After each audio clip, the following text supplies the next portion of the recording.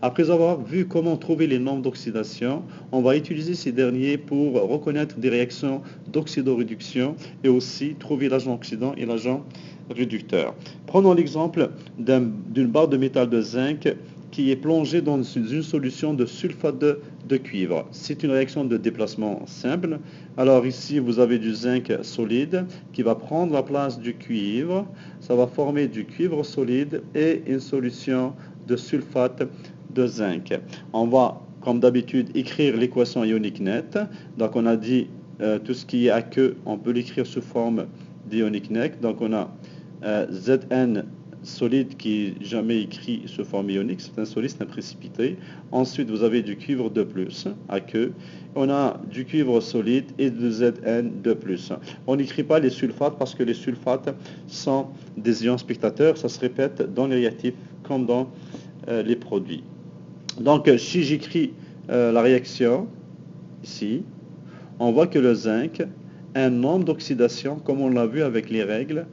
Donc, on a Zn, c'est la première règle, c'est un élément. Donc, dans ce cas, le zinc a un nombre d'oxydation de 0. Le cuivre est un ion qui a une charge de 2+. Comme c'est un ion monoatomique, il prend la charge qui est dans le tableau périodique. Donc, ici, le nombre d'oxydation est de +2. Le cuivre aussi est un élément pur, donc son nombre d'oxydation est de 0.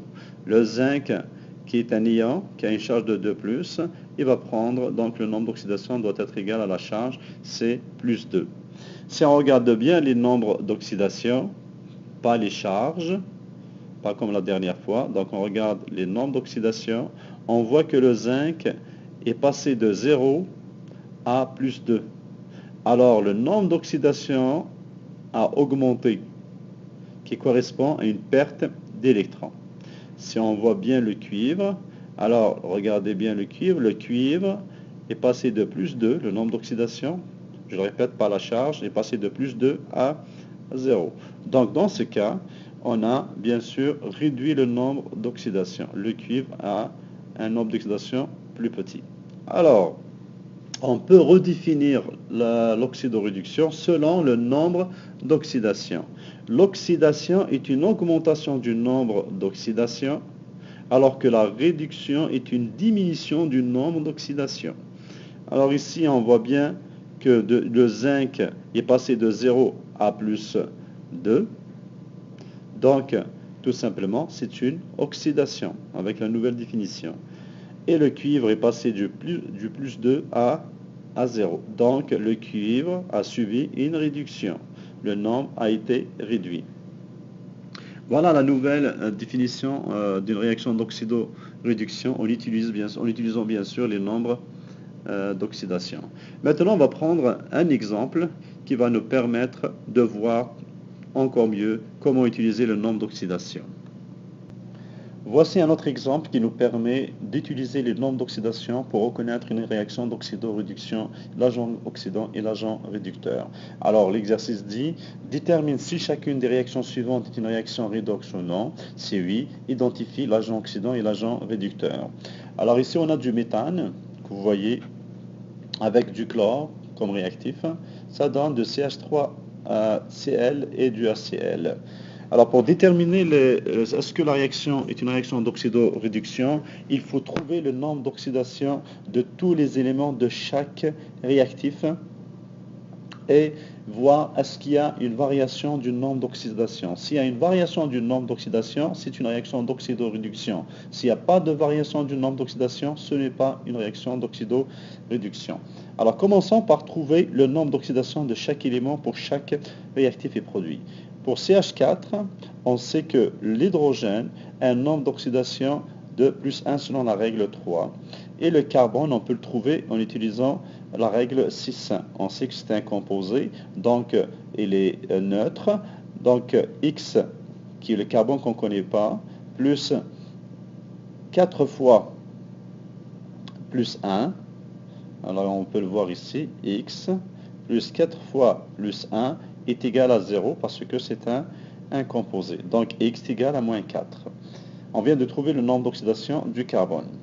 Pour le chlore, comme c'est une molécule qui contient deux atomes identiques, le nombre d'oxydation est égal à 0. Pour le CH3Cl, ainsi que l'hydrogène, c'est toujours plus 1 à l'exception des hydrogènes métalliques. Le chlore est moins 1 parce que le chlore est plus électronégatif, donc son nombre d'oxydation est égal à sa charge dans le tableau périodique, c'est-à-dire moins 1.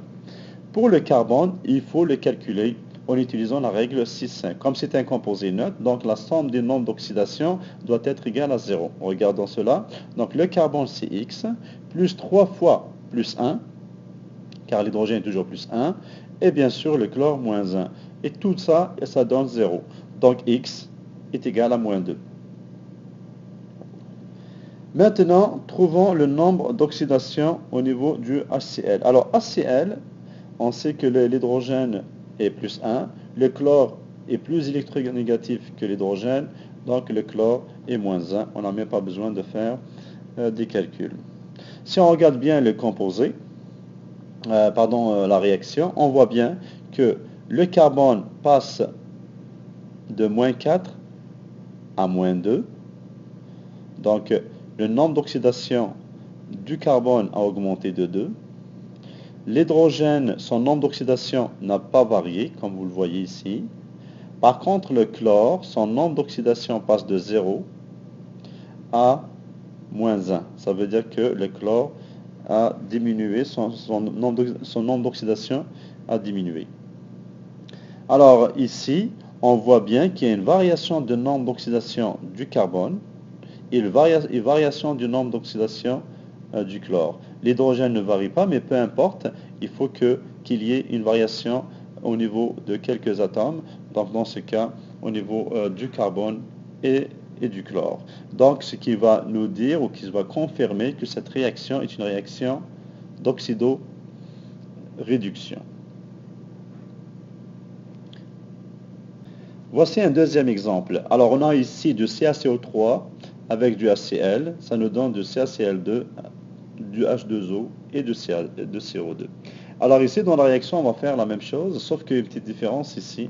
Il faut écrire l'équation sous forme ionique nette, parce qu'on a ici une solution aqueuse. Ici aussi, on a une solution aqueuse. Donc le HCl, on va l'écrire sous forme ionique, de H+, plus DCl-, et aussi le CaCl2, donc 2Cl-, et bien sûr Ca2 de plus. On a les chlores qui sont des ions spectateurs, donc on peut les éliminer. On va avoir une équation ionique nette. Alors CaCO3 plus 2H+, ça donne Ca2+, plus H2O plus CO2. On va maintenant trouver le nombre d'oxydation comme on l'a fait avec l'exemple 1. Donc le nombre d'oxydation pour le calcium, c'est un métal. Donc ici, c'est un composé ionique. Quand c'est un métal, ça prend le nombre d'oxydation, c'est la même chose que la charge. Donc ici, c'est plus 2. On va calculer ici le CO3, c'est plus 4. Et l'oxygène, c'est toujours moins 2. Pour l'hydrogène, c'est plus 1. Pour le Ca2+, ici, c'est bien sûr, ça prend la même charge, c'est 2+. Plus 1, moins 2, plus 4. Et moins 2. On a fait la même chose que l'exemple précédent, ça veut dire on a utilisé les calculs pour trouver celui du carbone dans les réactifs ici, qui est plus 4, et aussi dans les produits.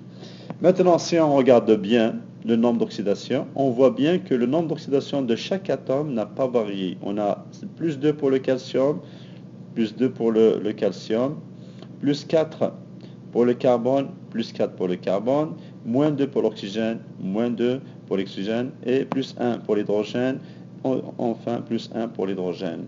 Vu qu'il n'y a pas eu de variation du nombre d'oxydation, donc cette réaction n'est pas une réaction d'oxydoréduction. Il n'y a aucun changement au niveau du nombre d'oxydation. Par conséquent, la réaction n'est pas une réaction redox.